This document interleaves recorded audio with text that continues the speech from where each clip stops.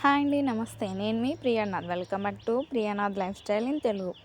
ఈరోజు వీడియోలో మీకు పోహా రెసిపీ, స్నాక్ రెసిపీ చూపిస్తాను, చూసేయండి.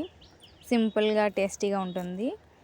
ముందుగా అయితే స్టవ్ ఆన్ చేసుకొని కడాయి పెట్టుకొని ఆయిల్ డీప్ ఫ్రైకి రెడీ చేసి పెట్టుకోవాలి. అందులో ఇలాంటి ఒకటి జల్లెడ లాంటిది మీ ఇంట్లో ఉంటే పెట్టుకొని నూనె మంచిగా వేడైన తర్వాత ఇలా మనం ఎంత క్వాంటిటీ అయితే తీసుకుంటామో అంత క్వాంటిటీలో పోహాని డీప్ ఫ్రై చేసుకోవాలి.